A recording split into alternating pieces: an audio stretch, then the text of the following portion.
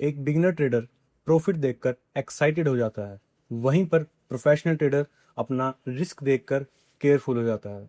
और इसी पॉइंट पर ही 90% ऑफ द ट्रेडर्स फेल हो जाते हैं, अपना अकाउंट ब्लो कर देते हैं, अपना जो रिस्क कैपिटल है उसे भूल जाते हैं। सो वेल, हेलो गाइस, आप सब लोगों का स्वागत है एक नए एपिसोड में जीरो टू एडवांस कोर्स के सीरीज में। ठीक है, तो गाइस आज की इस वीडियो में हम बात करने वाले हैं कि why 90% of the trader lose their money. ठीक है, और वो ख़त्म हो जाते हैं। हम 3 पॉइंट पे बात करेंगे। ठीक है गाइज, पहला पॉइंट है कि ट्रेडिंग इजी क्यों लगता है। ठीक है, दूसरा पॉइंट है कि इमोशनली जो इमोशंस हैं अपने वो ट्रेडिंग पर क्या इफेक्ट करते हैं। ठीक है, क्या ट्रेडिंग को इमोशनली किया जा सकता है।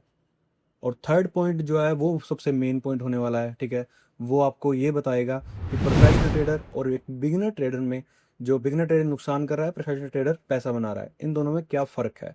तो बिना किसी देरी के वीडियो को शुरू करते हैं।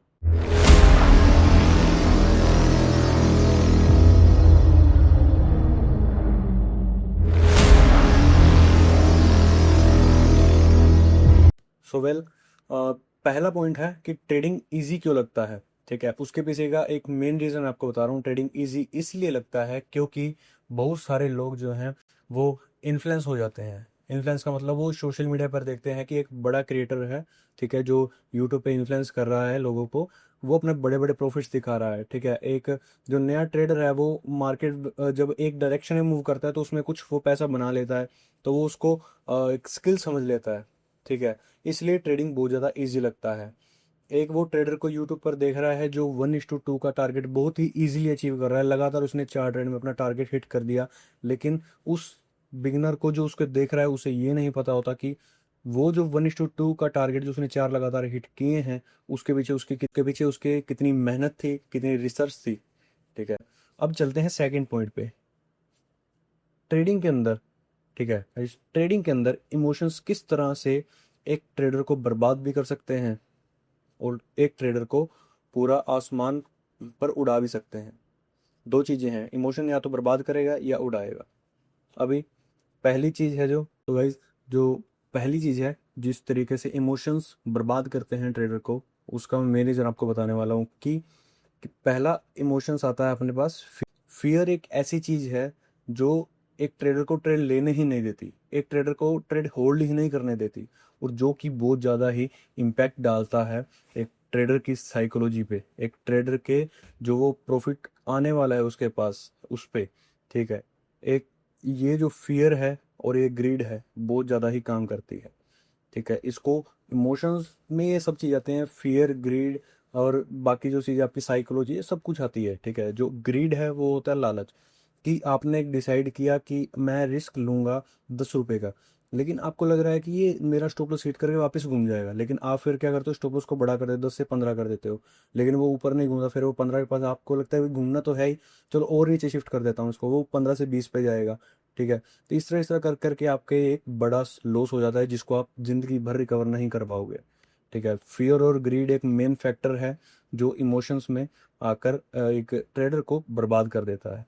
ठीक है, अभी बात करते हैं प्रोफेशनल ट्रेडर और बिगिनर ट्रेडर की। प्रोफेशनल ट्रेडर और बिगिनर ट्रेडर में जो मेन डिफरेंस है वो होता है डिसिप्लिन का। ठीक है, बिगिनर ट्रेडर डिसिप्लिन फॉलो नहीं करता, प्रोफेशनल ट्रेडर एक डिसिप्लिन उस लेवल तक वो फॉलो करता है, एक कंसिस्टेंसी उस लेवल तक वो बना लेता है कि उसको वो आ ही नहीं सकता इस मार्केट में। वो अपना डिसिप्लिन को, कंसिस्टेंसी को इस तरीके से बिल्ड करता है। वो डिसिप्लिन कंसिस्टेंसी कैसे बिल्ड होगी, वो आपकी साइकोलॉजी से बिल्ड होगी। ठीक है, आपकी साइकोलॉजी जितनी ज़्यादा ही स्ट्रांग होगी, ठीक है, उतना ज़्यादा ही आप प्रॉफिट कर पाओगे। बिगिनर की साइकोलॉजी जीरो होती है। ठीक है, बिगिनर की साइकोलॉजी वो नहीं होती है। ठीक है, स्टार्टिंग में जब मैं आया था इस मार्केट में तब मैं भी ये गलतियां करता था, लेकिन मैंने बाकी जितने लोग टाइम देते हैं उससे बहुत ज़्यादा ही कम टाइम में उस चीज़ को समझा, ऑब्जर्व किया, और मैंने इस चीज़ के ऊपर कंट्रोल पाया। ठीक है, कंसिस्टेंसी और डिसिप्लिन एक मेन चीज़ है जो आपको फॉलो करनी चाहिए। और दूसरी बात जो है स्पेशली प्रोफेशनल फॉलो करते हैं, ठीक है, वो है रिस्क मैनेजमेंट। अगर रिस्क मैनेजमेंट के आपको ऊपर प्रॉपर वीडियो चाहिए तो आप कमेंट करके बताना, मैं आपके लिए प्रॉपर एक वीडियो बनाऊंगा रिस्क मैनेजमेंट के ऊपर। ठीक है, प्रॉफिटेबल जो ट्रेडर है, प्रोफेशनल ट्रेडर है, वो एक ये काम करता है कि रिस्क को मैनेज प्रॉपर तरीके से करता है। अगर उसने ठान लिया कि मुझे 1 रुपये का रिस्क लेना है और उसके अपोजिट में 3 से 4 रुपये कमाऊंगा, तो वो उससे पहले नहीं एग्जिट करता है, ठीक है, इन एनी कंडीशन। वो ट्रेलिंग का यूज़ करता है। ट्रेलिंग कंसेप्ट भी एक अलग कंसेप्ट है, उसको मैं बारे में आपको बताऊंगा बाद में। कमेंट करके बताना तो डिफरेंट वीडियो आ जाएगी उसके ऊपर, ठीक है। करता है, और बिगिनर ये गलती जरूर करता है। उसे हल्का सा अपना प्रॉफिट दिखता है, वहीं बुक कर लेता है, लेकिन रिस्क को वो होल्ड करते चला जाता है। तो मेन जो चीज़ है वो है रिस्क मैनेजमेंट। जब तक आप रिस्क को मैनेज नहीं करोगे तब तक आप प्रॉफिटेबल ट्रेडर नहीं बन सकते, प्रोफेशनल ट्रेडर की कैटेगरी में आप नहीं आ सकते। और जो प्रॉफिटेबल ट्रेडर है और बिगिनर ट्रेडर में जो मेन डिफरेंस है ना, वो आता है प्रोसेस का। प्रोफेशनल जो ट्रेडर है वो प्रोसेस को बहुत अच्छे से फॉलो करता है। उसको पता है कि मुझे मेरा ये टारगेट है बी पॉइंट पे, तो मैंने बी पॉइंट तक उसको होल्ड करना है, ठीक है। वो लंबे समय के लिए सोचता है कि मैं अगर आज ये ट्रेड मेरा रिवर्स होगा कोस्ट टू कोस्ट जाएगा, लेकिन अगला ट्रेड में बड़ा पकड़ूंगा, बड़े टारगेट्स के लिए होल्ड करूंगा, तो मेरा ओवरऑल ये एक बड़ा मैं प्रॉफिट में आऊंगा। लेकिन बिगिनर ट्रेडर क्या करता है कि वो बीच में ही एग्जिट कर देता है, ठीक है। वो क्या करता है कि अपने प्रॉफिट्स को छोटा छोटा बुक कर लेता है, लेकिन एक बड़ा लॉस लगता है तो वो सब खत्म हो जाता है। तो मेन जो चीज़ है वो ये है प्रोसेस को फॉलो करना, ना ही क्विकर प्रॉफिट्स के पीछे भागना। और अगला पॉइंट अपने पास आता है जर्नल रिव्यू का, ठीक है। जर्नल रिव्यूज क्या होते हैं? जर्नल ये होता है कि आपने एक ट्रेड प्लान किया है, ठीक है, आप उस ट्रेड को नोट डाउन कर रहे हो यहाँ पे, ठीक है, कि अब आपने किस रीजन से ट्रेड लिया था, उसमें हर एक चीज़ आपकी नोट, कैसा सब सोच रहे थे, क्या सब हो रहा था उस टाइम में, आपने कोई जल्दबाजी दिखाई या पूरा प्रॉपर तरीके से फॉलो किया, ठीक है। अब तो जर्नल जब आप लिखते हो तो 5 से 6 ट्रेड आप मान लो आप दिन के कर रहे हो, तो 5 6 ट्रेड में आपने 2 गलतियां करी, तो उस 2 गलतियों को अलग लिख लो, ठीक है। लिखने के बाद उस गलतियों को सुधारने की कोशिश करो अगले दिन के जर्नल में। और हर वीकेंड पे अपने जर्नल को आप रीड करा करो, ऑब्जर्व किया करो कि क्या गलतियां जो है मैं रिपीट कर रहा हूँ, ठीक है। जो रिपीटेड गलतियां हैं वो आपको आगे नहीं बढ़ने देंगी। और बिगिनर ट्रेडर सबसे बड़ी गलती यही करता है कि जर्नल लिखता ही नहीं है, ठीक है। तो जर्नल लिखना बहुत ही ज़्यादा इंपॉर्टेंट चीज़ है एक ट्रेडर के लिए। और एक मेन जो चीज़ है और एक लास्ट पॉइंट है जो प्रोफेशनल ट्रेडर और बिगिनर ट्रेडर के बीच में, वो है कि प्रोफेशनल ट्रेडर ऐसा नहीं है कि सुबह मार्केट में आया और उसने ट्रेड पंच करने शुरू कर दिए। वो पहले आराम से आएगा, वो एनालिसिस करेगा, हर एक चीज़ को देखेगा, समझेगा, और एक क्वालिटी ट्रेड उठाएगा, ना कि नंबर ऑफ क्वांटिटी, ठीक है। क्वांटिटी वो नहीं बढ़ाता है नंबर ऑफ ट्रेड्स की, वो सिर्फ क्वालिटी देखता है ट्रेड की। अगर वो बेस्ट क्वालिटी ट्रेड है तो जरूर पंच करेगा, ठीक है, चाहे वो जिस मर्जी कंडीशन में हो। आप भी हमेशा यही करिए कि आप क्वांटिटी ट्रेड के ज़्यादा क्वालिटी ट्रेड को ज़्यादा प्रेफर करना है आपको, ठीक है। चाहे दिन में आपके 2 से 3 ट्रेड बन रहे हैं, लेकिन वो क्वालिटी ट्रेड होने चाहिए, क्योंकि जब तक वो क्वालिटी ट्रेड नहीं होंगे तब तक आप उस ट्रेड में एक अच्छा प्रॉफिट नहीं बना पाओगे, ठीक है। तो ये सब चीज़ें थी कि गाइस, अब आपको इस वीडियो को अगर आपने ध्यान से सुना होगा तो मैंने हर एक चीज़ का डिफरेंस आपको बताया, हर एक चीज़ के बारे में बताया, ठीक है।